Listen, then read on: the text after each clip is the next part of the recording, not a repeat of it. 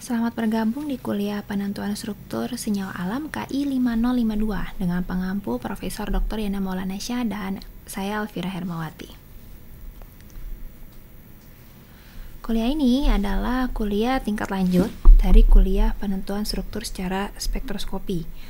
Pada kuliah penentuan struktur secara spektroskopi atau KI 6073, peserta kuliah itu diwajibkan untuk menguasai dasar-dasar dari penentuan struktur molekul satu dimensi, yaitu proton dan karbon NMR. Juga penguasaan kepada NMR 2 dimensi, minimal HSQC dan HMBC. Jadi di kuliah itu ada 2 buku pegangan untuk kuliah KI 6073, yang warnanya merah dan yang warnanya hijau untuk 2 dimensi. Untuk kuliah penentuan struktur senyawa alam ada 2 buku yang akan menjadi pegangan, yaitu aromatik yang warnanya biru dan triterpen, mono, bitri, dan tetrasiklik. Ini bukunya warnanya ungu.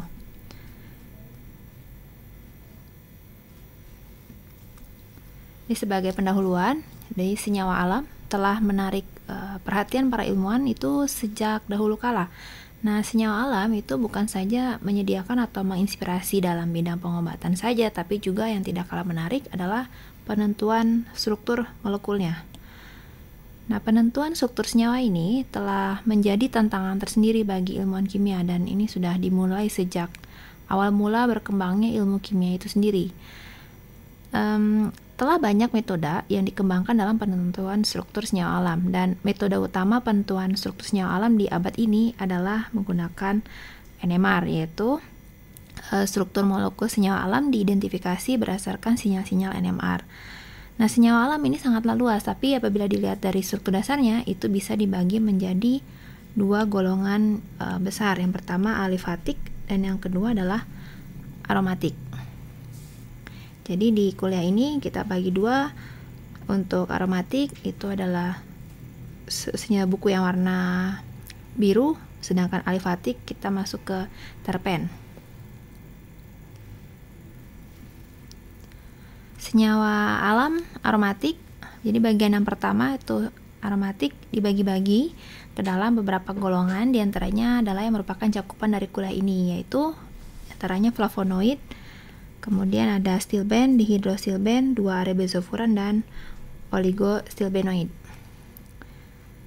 Kita juga akan pelajari santon dan antrakwinon. Nah, masing-masing golongan senyawa ini memiliki struktur dasar yang unik. Nanti kita lihat seperti apa. Nah, selanjutnya, walaupun disebut sebagai senyawa alam aromatik, tidak berarti struktur dasarnya itu dibangun oleh atom-atom karbon sp2 saja. Bisa juga dikombinasi dengan struktur alifatik. Nah, selain itu, senyawa-senyawa alam aromatik juga bisa mengandung substituen dari berbagai turunan alifatik. Misalnya contoh, di sini kita akan belajar gugus perenil, granil, farnesil. Nah, secara umum, struktur molekul terdiri dari 2 aspek. Jadi pertama adalah struktur dasar, dan yang kedua adalah stereokimia. Nah, struktur dasar itu hanya menetapkan urutan atau susunan gugus-gugus suatu molekul berdasarkan ikatan kimia. Sementara stereokimia itu menetapkan susunan gugus-gugus dalam konteks ruang 3 dimensi. Oleh karenanya kita akan mempelajari stereokimia di sini setelah chapter dari lignan dan neolignan. Selanjutnya kita juga akan membahas turunan dari flavon 3 perenil dan juga turunan isoflavonoid. Salah satu metodologi penentuan struktur senyawa alam itu meliputi beberapa tahapan.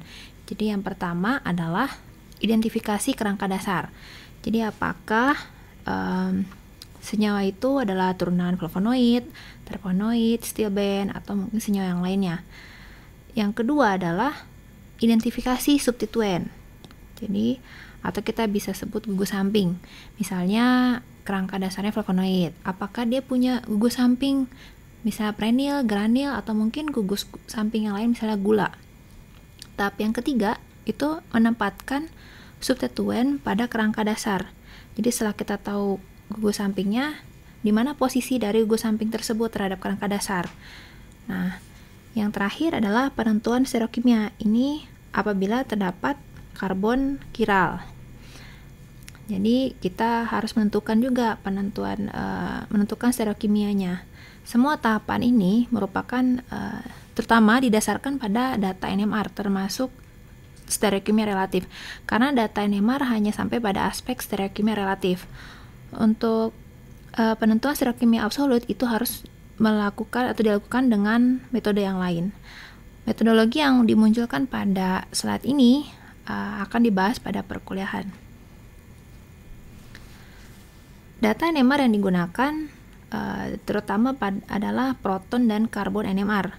Untuk data NMR 2 dimensi seperti HMQC atau HSQC dan HMBC itu digunakan hanya untuk menentukan posisi gugus samping, dan ini tidak akan banyak dibicarakan karena sudah sangat jelas dan mudah apabila kerangka dasarnya sendiri sudah diidentifikasi.